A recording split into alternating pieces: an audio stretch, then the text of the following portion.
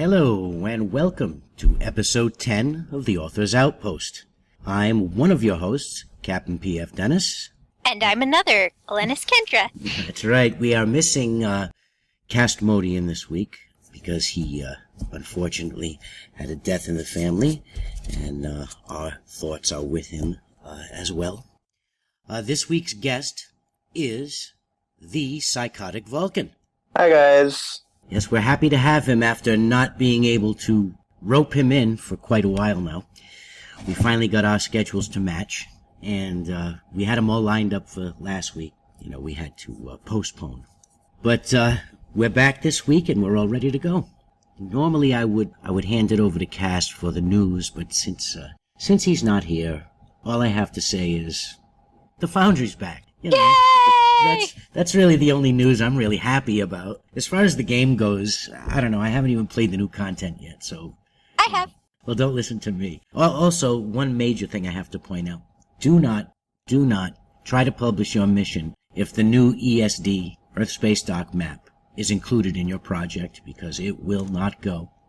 It's just a little warning. I don't know if there are any more map bugs like that, but I know for a fact that you cannot publish a mission with the new ESD map in it. Boo! No. Anyhow, there are a few Foundry bugs.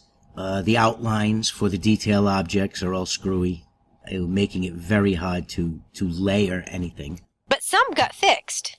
Did they? The foundation walls, the outlines weren't working on those before, and they're actually much better than they originally were. But yeah, there are some walls that you can't see the outline on at all, so it's kind of hit or miss depending on what you're trying to put on a map. Right, when I used the green screen a lot for working in After Effects, and I noticed the first time I turned Foundry on this week that it was a strange, light color. And I was like, gee, it's usually so green. Did they change something? And now, if I try to use it, it's invisible. I can't even see it. So, that's kind of hard to use. Which is a, I just see Drogan in the chat making fun of me because I said all screwy. But, it's well known that he hates me anyway. Just a shout out there to Drogan. But yes, Foundry has bugs. I don't know, I guess they're sort of design breaking right now. But hopefully they'll be fixed soon. On the plus side, we got some cool new stuff. That's right, we got the Solanae NPC contacts, I think. And we have space stations that we can play with, not in space and in space. Oh, that's right. And we've got some new doors and some different things to play with. We got the doors from the Taylor on Earth Space Dock, but they're really tiny. Like, they're the size of window shutters. So I'm trying to figure out something to do with them, because they are not proportionate to your character. If you put them in, they open like regular doors, but they're seriously, like, from Kendra's waist to her head, and Kendra is a very short character. So, yeah.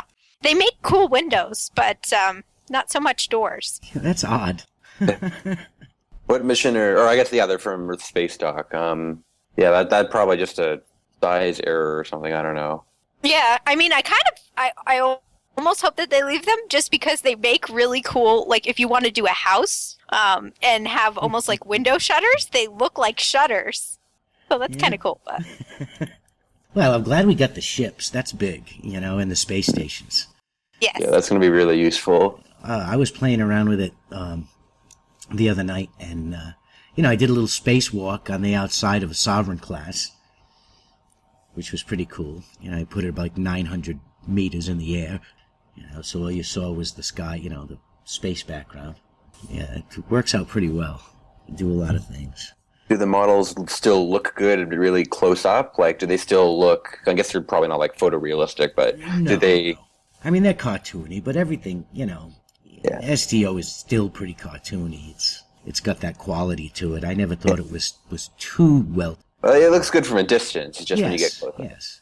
Yeah, the ship designs are nice, to look at passing by. But when you're up that close, they look like, cartoons. What are you gonna do? It's a video game, Yeah. Yeah, I can just imagine the processing power it would take to, sharpen everything up to like film quality. But anyhow, Yes, that's about all the news there is, unless anybody can think of anything. I mean, I'm sure I missed lots of things. I don't know anything about what's going on with the Delta recruits, or, it's a testament to my complete and utter ignorance. But anyway. The feature episode is interesting. Definitely hard. It's more challenging, I think, than past feature episodes to actually get through. And I'm interested to see where they're going with the storyline, because I was kind of like, what? You're talking about Blood of Ancients? Mm-hmm. Yeah, that was kind of surprising, too, at the end. I didn't really... I thought the Preservers were going to play more of a role. I know! And then that was just... Wow, I didn't see that coming. Exactly. I was like, wait, what? You didn't just really... No! Kind of unfair. Like, they finally wake up after millions of years. They're like, oh, where you get to chill and explore the galaxy again. And Iconians are like, nope, bye. Boom! Yeah, that was kind of mean. Mean Iconians. I don't even know. I haven't played it yet, but I'll get around to it. Oh, well, spoiler alert. Oh, I don't care. No, you can spoil Stowe for me. I'm not that worried about it. If it were Walking Dead, I'd be angry.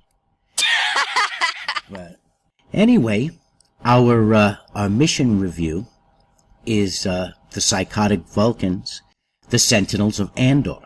If you wouldn't mind setting it up for us, and then we'll get into it. Okay, well, basically it's sort of the intro track is just sort of you're going back to the Hobus system to sort of follow up on Terrace space there and the gateway, and you have to meet up with another Federation ship. And when you get there, you find the ship has been attacked by Andorians, and you sort of have to figure out where that came from. And then, so yeah, you beam aboard, you help out the crew a little, and then you return to the ship because weird spatial anomalies appearing off the side, and then, surprise, surprise, the timeline changes again, like every other time. Actually, I didn't get that sense that it was a rehash. You know what I mean?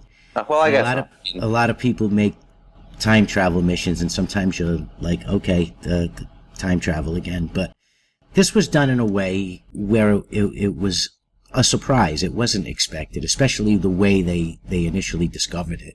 It seemed more like some kind of anomaly had occurred that changed the system rather than a time shift. Like, what happened? What happened to the planets? What happened to Hobus? Why are the Remans here? But it wasn't initially, oh, it's time travel. At least not to me. I didn't think it was time travel immediately when things changed. I tried to make it a little gradual. I don't know. I wasn't really sure if it worked perfectly or not. Well, it worked well for, what you were trying to accomplish. That's for sure. I mean, I thought the dialogue, of course, was extremely well written.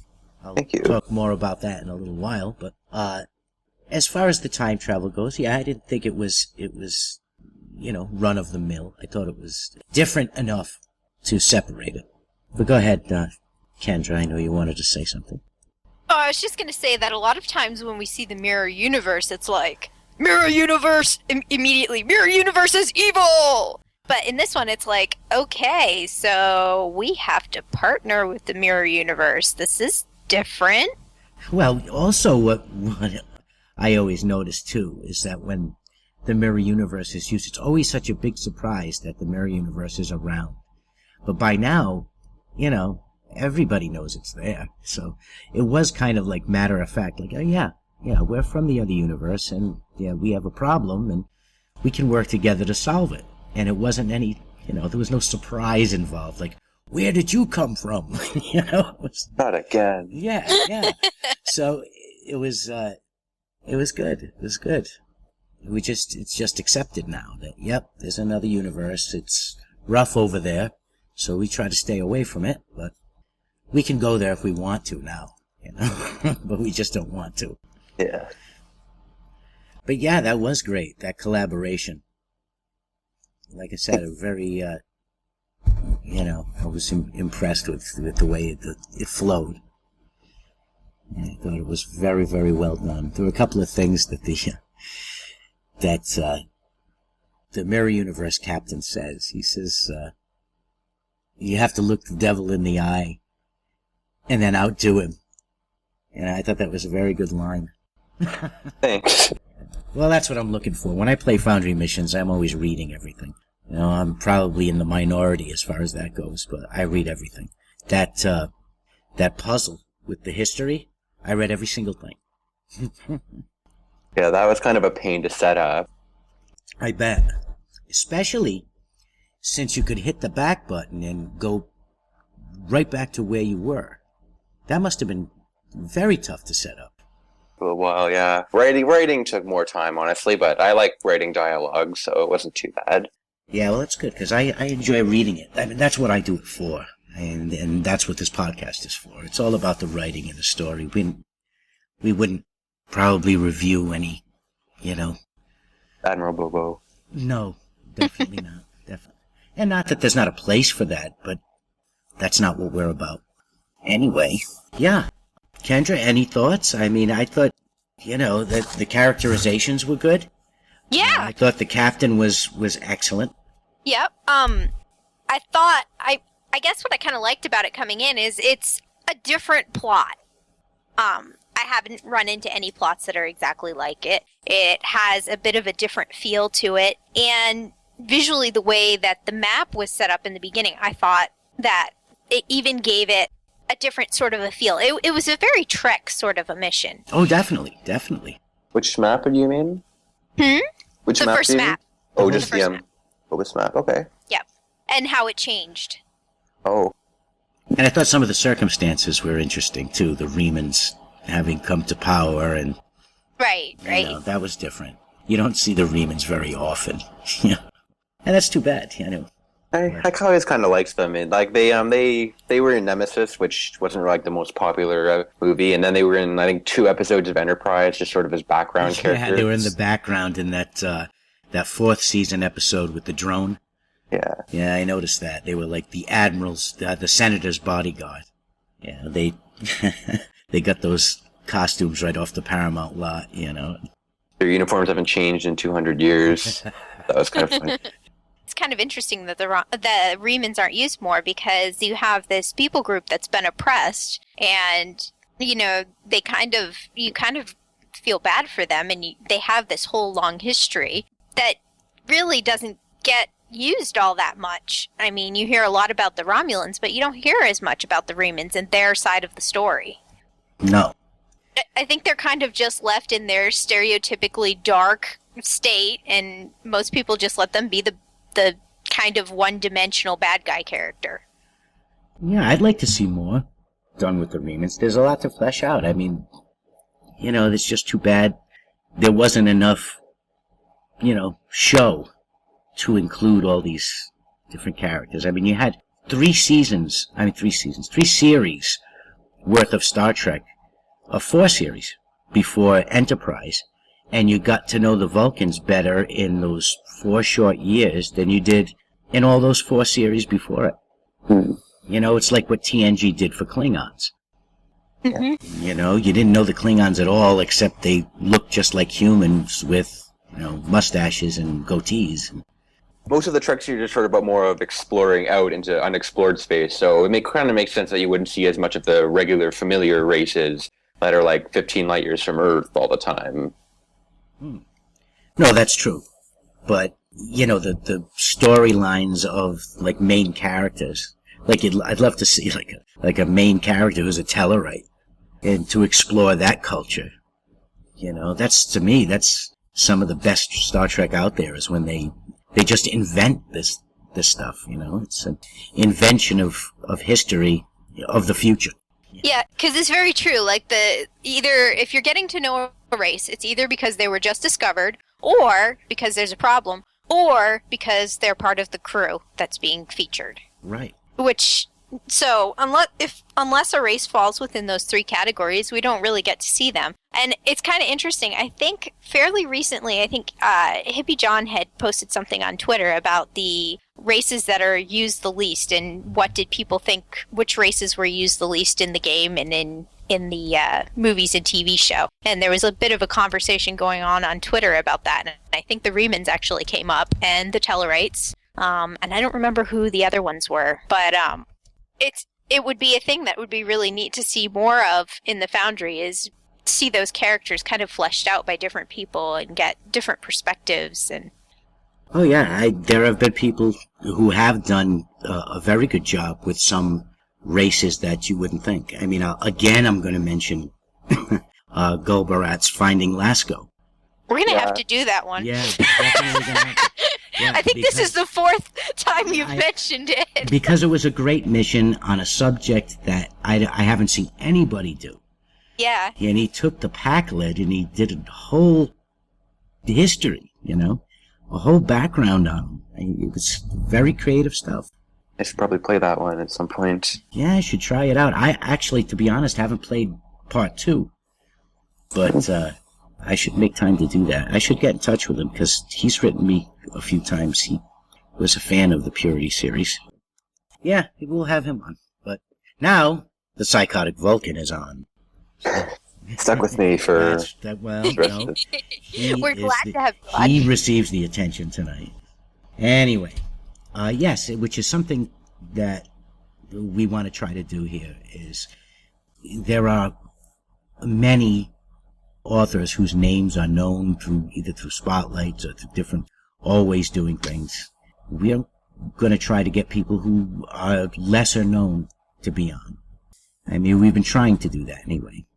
The only thing I would say is that our monthly author profile is generally somebody who's done a lot of work. But other than that, we like to support people who've done maybe 1 or 2 missions. And this was your first? Yes, I have a couple on the go at the moment. I sort of work on them on and off. This is the first one that I published. Good. It was great for a first mission, really. Yeah, definitely. Impressive. I've sort of been working on and off of it for a long time, like a couple of years actually. Just sort of like on and off. I haven't been on a really continuous effort, but that mission has been in my database since we still had costume import. I was working on it as early as that. Yeah. So yeah, I've played more missions since then. I've sort of gotten a feel for what's generally like within the limits of the editor and what people can expect going into them that they tend to like. So I sort of had a lot of I had time and experience, so I guess that helped me do a decent job the first time. Yeah, well, it was a very good job. And like you said, finding the limits of the Foundry is the big game changer, because, there are a few story-killing limits. Some things you just can't do, so you have to work around.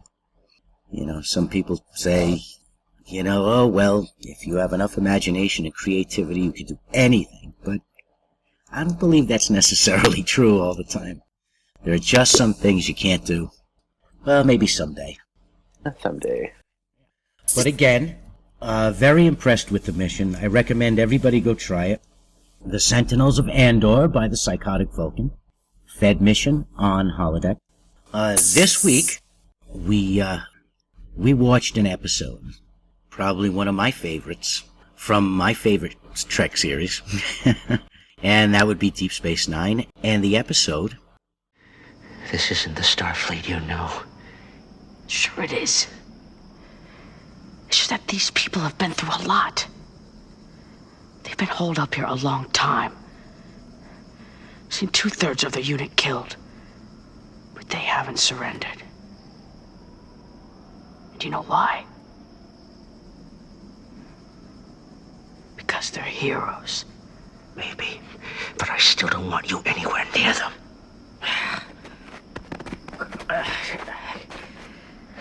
Let me tell you something about humans, nephew. They're a wonderful, friendly people, as long as their bellies are full and their holosuites are working. But take away their creature comforts. Deprive them of food, sleep, sonic showers. Put their lives in jeopardy over an extended period of time, and those same friendly, intelligent, wonderful people will become as nasty and as violent as the most bloodthirsty Klingon. You don't believe me? those faces. Look in their eyes. You know I'm right, don't you? Well, aren't you going to say something? I feel sorry for the Jemadar.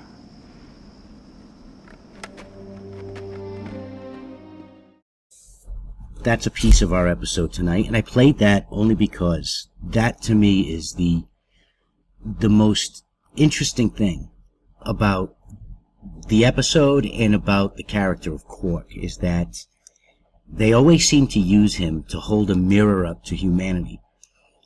And I just love that exchange there. It explains the whole thing. I didn't see the clip, but I'm going to guess that's the one where he's talking to Nog about Yes. how take away their creature comforts and they'll turn into bloodthirsty killers. Correct. Yeah, that's one of my favorite segments of that episode. I mean, they're all in all, the episode. Yeah, that's one of my favorites too. Yeah, it's pretty flawless from beginning to end. You know, it was the last season, and it was a dark 10-episode storyline. And this episode pulled you out of the station and the bright lights of the station and put you in the dark cave and the war and the dirty Federation uniforms and the death and the destruction that accompanies war, instead of just having Cisco read a report, a casualty report. You get to see it firsthand.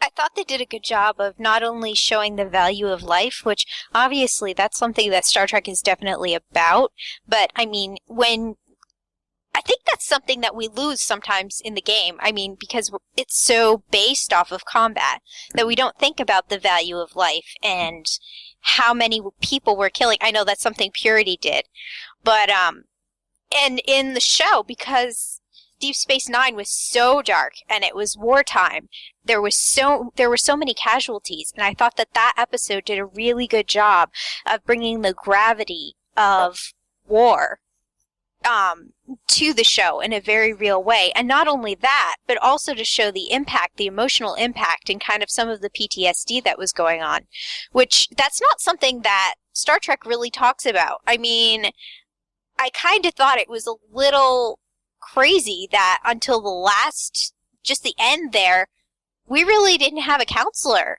on Deep Space Nine. Right. And didn't appear to need one. Yeah, well, yeah, that's what I was going to say. They didn't really get into the war until season 6, and after that, yeah, they kind of needed it more because, yeah, they were at war.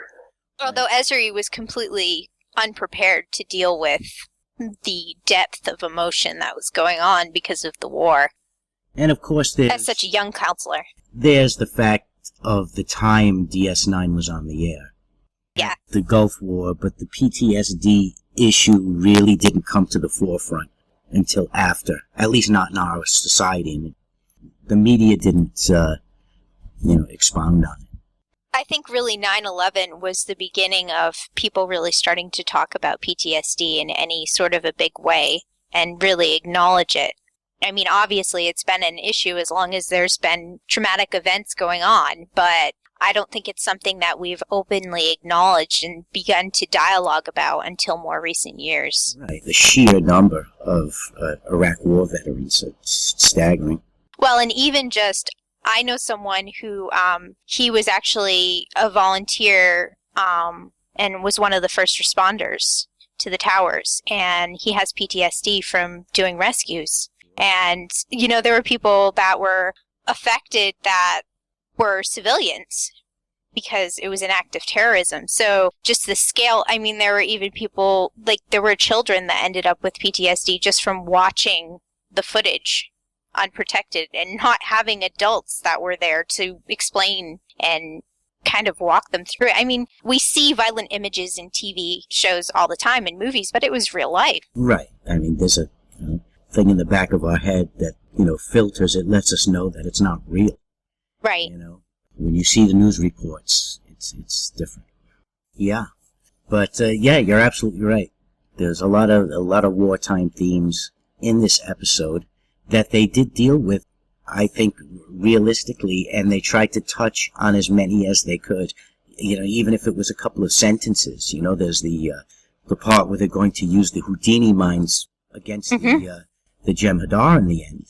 And Ezri comments that, 10 minutes ago, we thought these things were the worst things, Only monsters would Right. use these. Right. And here we are. We're just going to, reprogram them and be as terrible as they are, as diabolical as the Jem'Hadar. Well, on the other hand, the Federation was only using them to take out Jem'Hadar soldiers that were coming towards them. The Jem'Hadar were using them as psychological weapons more than anything else.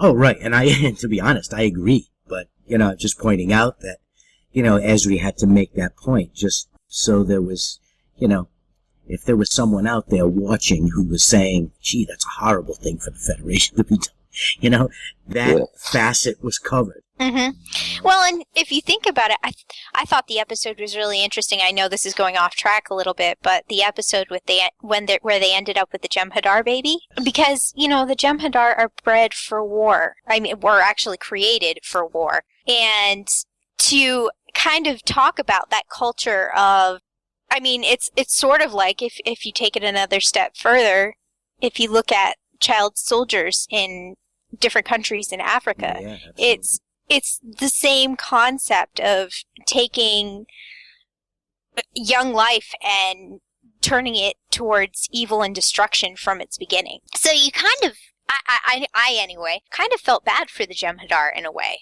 Yeah, definitely. Well, they were forced to fight through, being addicted to the Ketracel White. I mean, this is something in order to feel normal, they had to have this substance.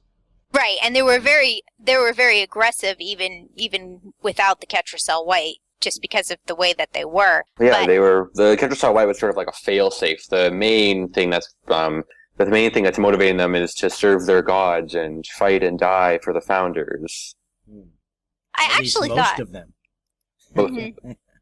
I mean, you had that great episode with Clarence Williams III there when they took out the Iconian Gateway. That was actually a funny episode with the Jem'Hadar. That exchange between Dax and her Jem'Hadar partner. Yes. Teammate. Yeah. I always thought it would be kind of cool to develop something with the Jem'Hadar and the Klingons. Because in a way, the Jem'Hadar could almost be mentored by the Klingons. Because the Klingons have kind of, in a sense, come into their own as a culture and develop their violence in such a way that it isn't completely destructive to them as a culture. Well, I think they were rivals. I think that Jem'Hadar would want to test themselves against Klingons, sort of like they did in that same episode with the Iconian Gateway there. But if the understanding could come, if there could be a level of respect, it's kind of like you could also bring the Hirogen in there too. It'd be interesting if someone did a storyline where they took, kind of the warrior races and brought them together in some way. Yeah, they take over the Alpha Quadrant. If they don't fight among themselves, That's right. And kill That's each true. other off. Yeah. That's true. But, yeah, I think that, especially now in the SDO timeline, that surely could be done, especially since, we have these Alpha Jem'Hadar all over the place, supposedly. Speaking of the current timeline, that's another thing that would be really interesting. Looking at the episode, and like we just talked about, the way that they really discuss the dark side of war in the episode and the effects that it has. Right now, we're waging a war, well, there have been alliances made, but there has been so much war in the current timeline that really we're talking about planet after planet after planet after planet, where families, communities have been basically, by now, how many generations is it that there's been war after war? Starting with the Dominion War? Right. Well, actually, yeah. I mean, after the Dominion, according to the needs of the many, the next big war was the Species 8472. Yeah. So there's almost been constantly interplanetary war going on. So whole generations have grown up with the fear of war, and not only the fear of war, but the casualties of war. That means that there's whole generations that are growing up that they don't have their parents there to guide them. We've got orphans all over the place on all kinds of Federation planets. Sure. Well, see, that's the thing about the game, man. The game is tough. Without the wars, there'd be no game. I mean, I understand why it has to be there. I mean, people play it for the action. Well, see, the thing is that any other game I play is not combat-based. I play sim sort of games if I'm going to game. So, for me, I think that they could do a ton more with drama. Oh, I'm sure they could do it in addition to what we have. The question of the motivation and, unfortunately, what's profitable. Yeah, and I suppose it probably wouldn't be as profitable, but because it's a different set of players and it would be changing audience midstream. Yeah, right now everybody's all in their new pilot ships and it would take a pretty big change to go in a different direction. That would kind of fit just a whole new game. It would be easier to start over than try to adapt Stowe into something else. That's exactly what we have going on with timelines. I've seen little clips of it. You know, they have actual characters that you can have on your away teams and stuff like that. It's kind of strange. Like you could pick Data to be on the away team, and I don't understand how that works, but I'm sure we'll see eventually. I don't think it's out yet. I know that they showed it at the big electronic shows and stuff. I think it would be interesting to see if the game not necessarily made a shift from being combat-oriented to being more drama-oriented, but if they incorporated more drama and didn't make it quite so combat-focused, if the gender divide would change at all. Maybe. There is a large amount of women playing this game, though. I mean, I can't compare to any other video games or any other MMOs because I don't play any other ones, but I know personally, a lot of women who've been playing for a long time.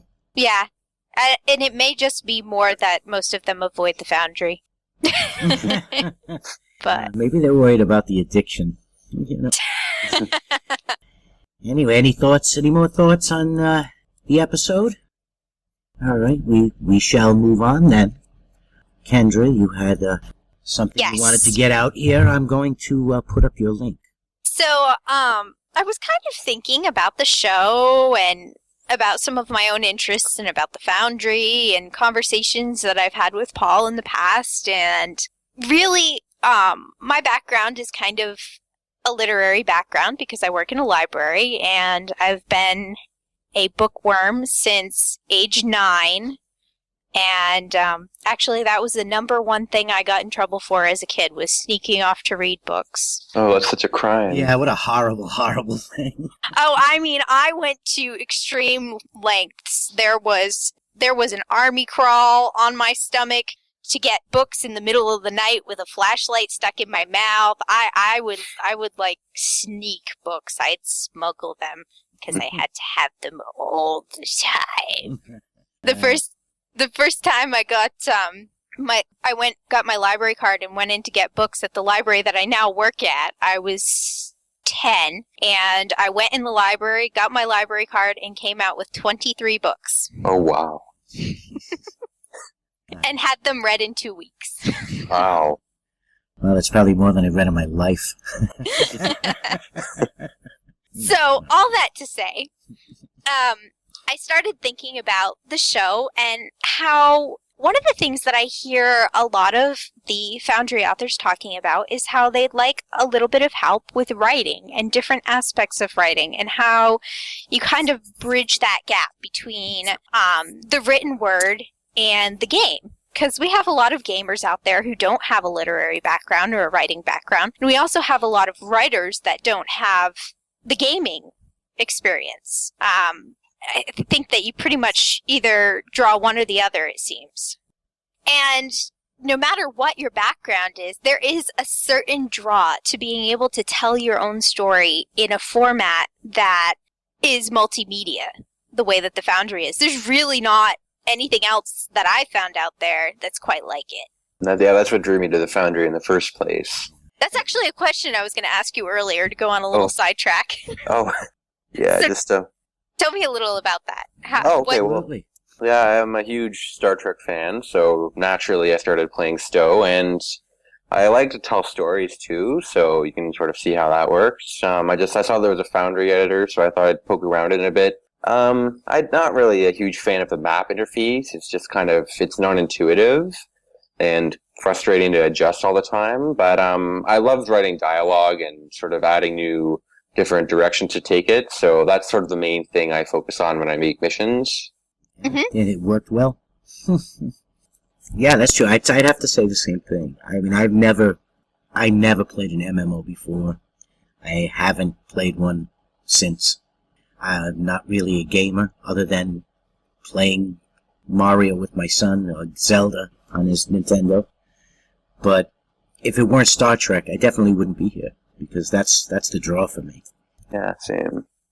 So that's kind of a good segue. The topic that I wanted to talk about tonight was actually writing dialogue.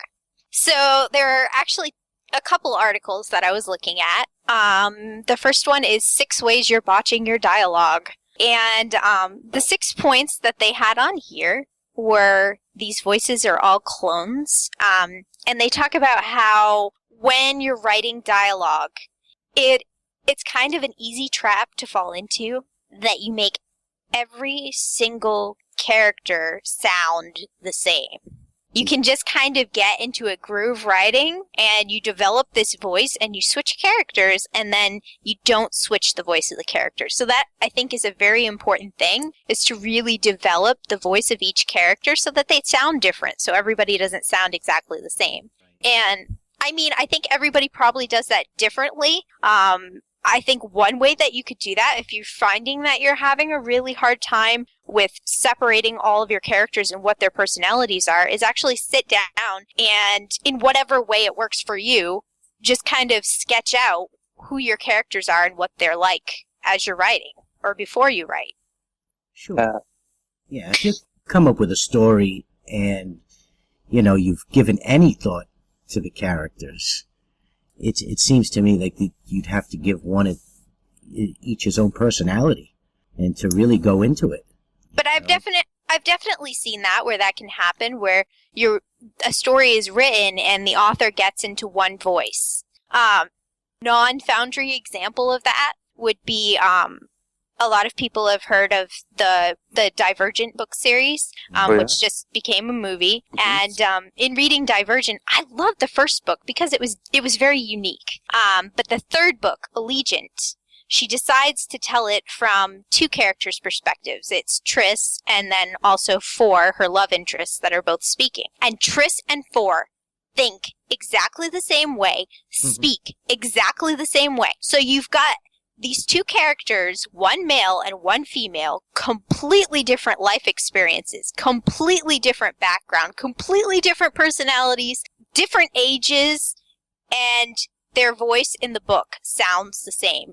And so many readers complained about that. Yeah. I mean, I can see it happening in Foundry missions, to the point where if you're dealing with a lot of Starfleet characters, Starfleet officers, that dialogue tends to be similar, because it's all in a military aspect, that, it's all pretty much the same. I mean, I can see, little changes of the way, the attitude, but the dialogue itself is delivered.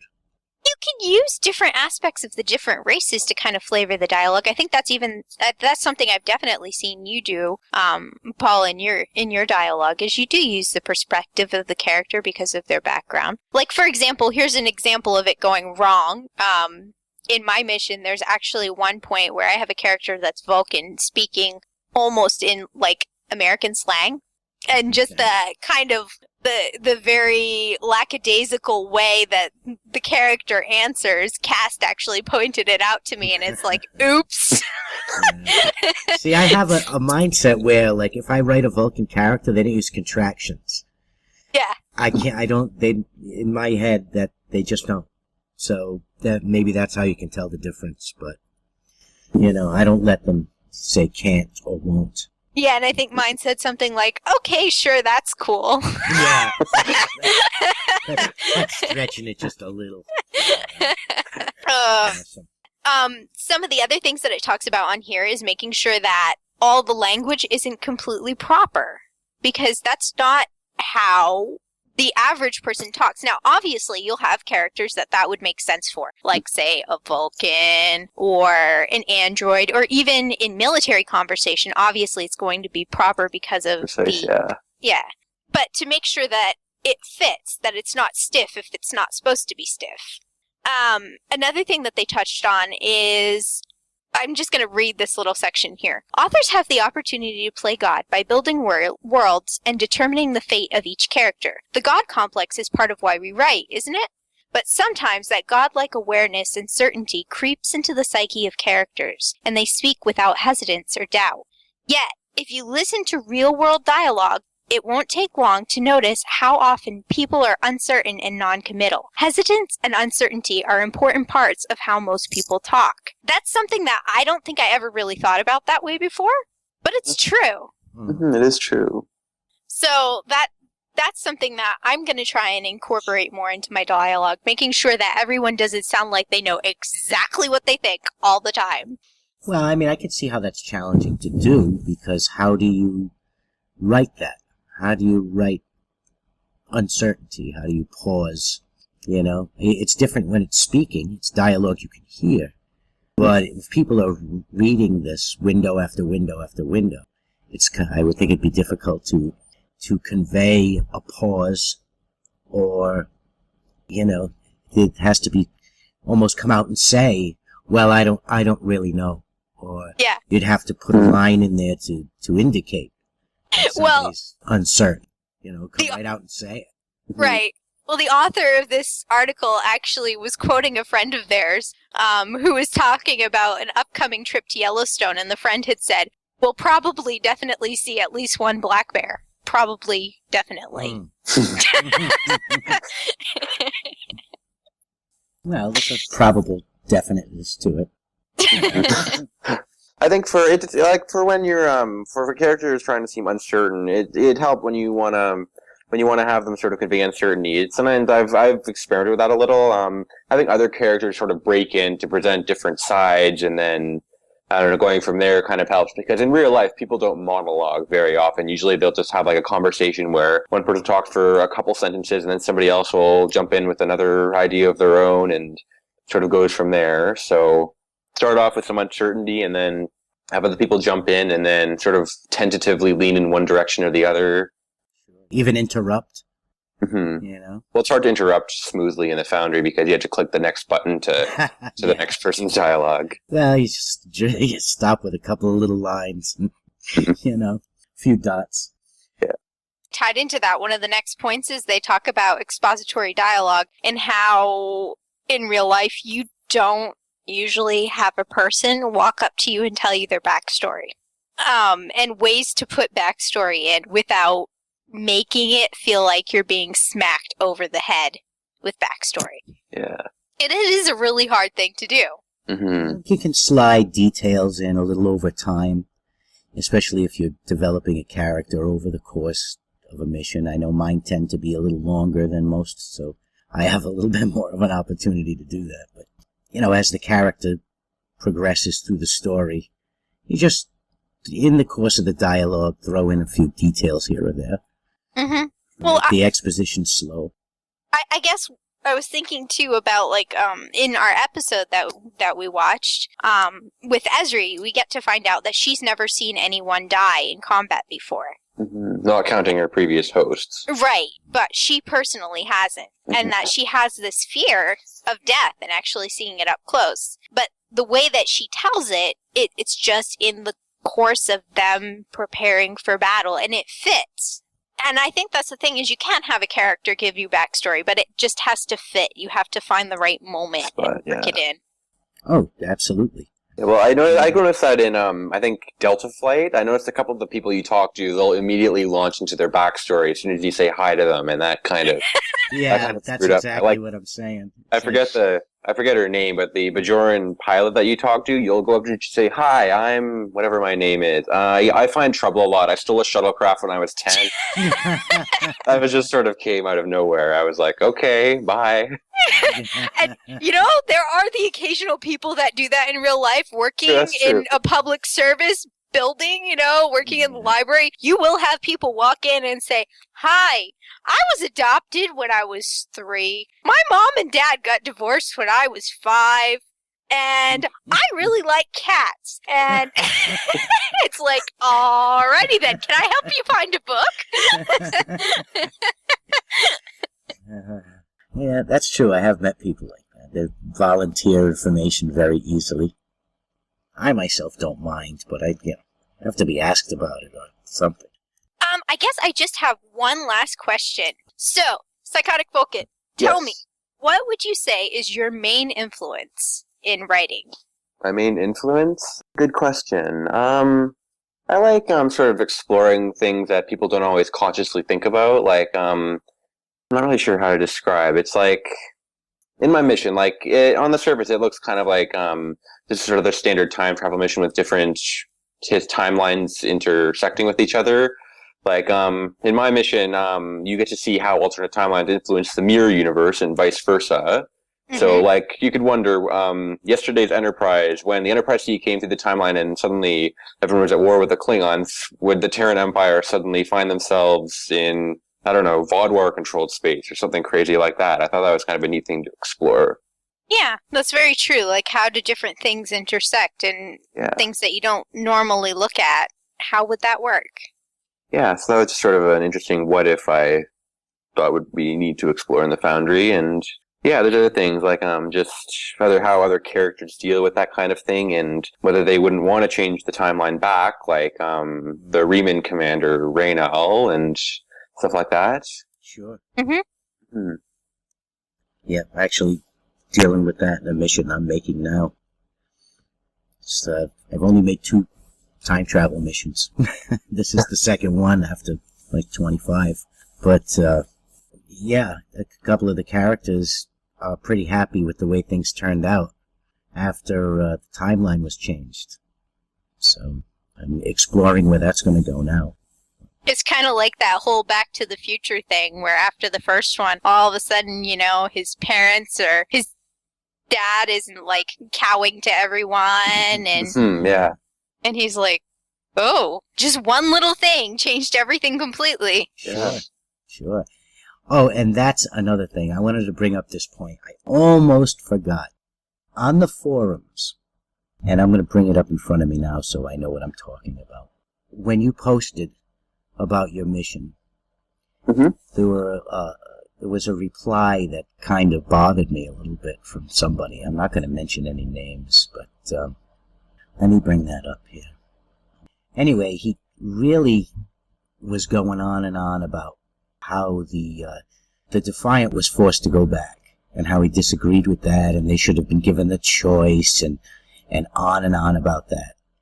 And the first thing that occurred to me was, did you not read the whole thing? Because, first of all, how familiar are you with Star Trek that, just one minor change in the timeline. Temporal Prime Directive! That's right. The Temporal Prime Directive, mainly. I mean, that's just the beginning of it. But what if all those people lived who were supposed to have died? I mean, just think of the enormous changes that would take place. They'd all have children. They'd all... Right. And, from my point of view, when I was reading his post, I was like, didn't this cross his mind at all? I think he was giving you a hard time, without thinking. Well, I know I can see where he's coming from. That was kind of something I kind of was hoping to bring out in a couple people. Like, it's supposed to be a hard choice. Like, back to yesterday's Enterprise, Picard had to order Captain Garrett to go back to 2344 to restore history. What if Captain Garrett had refused to go? Would he have forced her down through the wormhole at gunpoint, or what would have happened? It's supposed to be a hard choice, and I'm kind of glad that it made people think that way. I mean, I think it's a hard choice, but isn't it the only choice? Well, to repair the timeline? Well, Janeway didn't always. Well, yeah, I mean, the whole computer age on Earth is technically her fault, and that apparently didn't get retconned out at the end of that episode. But we wouldn't have iPhones without Janeway. So I've gotten a couple different feedback, like almost sort of along those lines. People wanted the ending to change a little bit so it could be more morally agreeable, and I don't really plan to change it like that. I mean, I think I conveyed that it's supposed to be a difficult choice in any case, but it's the only choice, and I don't know, like, it's just, it's really, yeah, I don't know, it's kind of a terrible situation for everyone involved. Right. Well, that's what I was going to say. I mean, I've had the same thing where people have asked me to change things, and I don't think I'd ever do that. The only feedback about changing anything that I've ever taken seriously is when it comes to mechanics.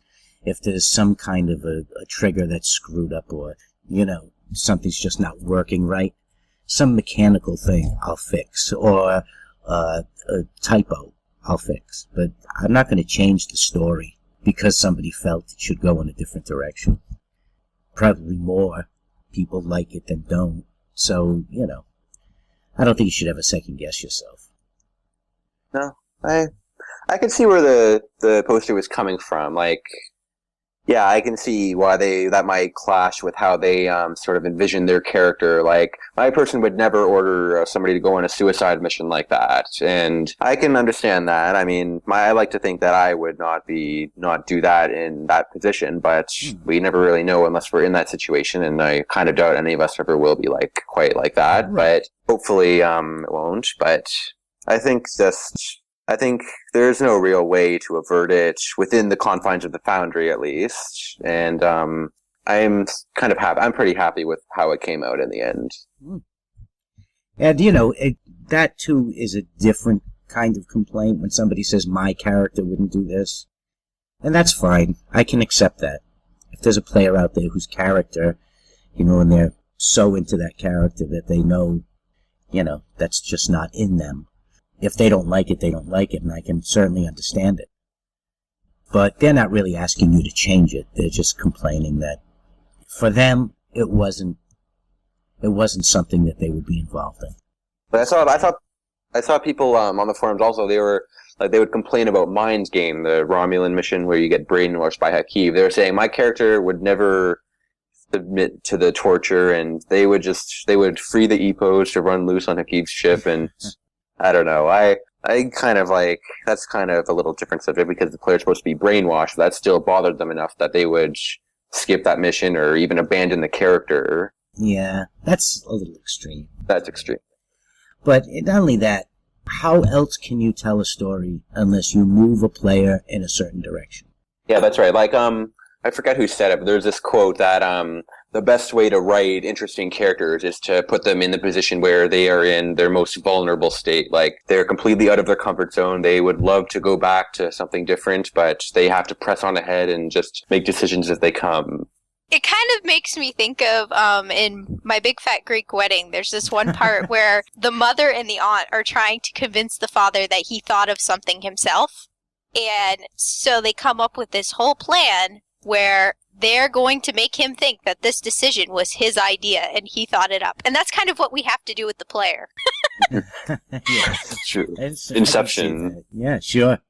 What do you think? I think we're wrapped up. I think it's good. Okay, so I'm just going to give you the addresses. We are at www.theauthorsoutpost.com. Contact us at mailbag@theauthorsoutpost.com. Our Twitter handle is @AuthorsOutpost, and we have an IRC chat, #Authors Outpost. And we would like to thank the Psychotic Vulcan for coming on with us tonight. Thank you guys for having me. It's been great discussing this stuff with you guys. Excellent. We really liked having you. And It was a lot of fun. we'll definitely we'll do it again. All right. Paul Dennis saying good night. Good night. Bye.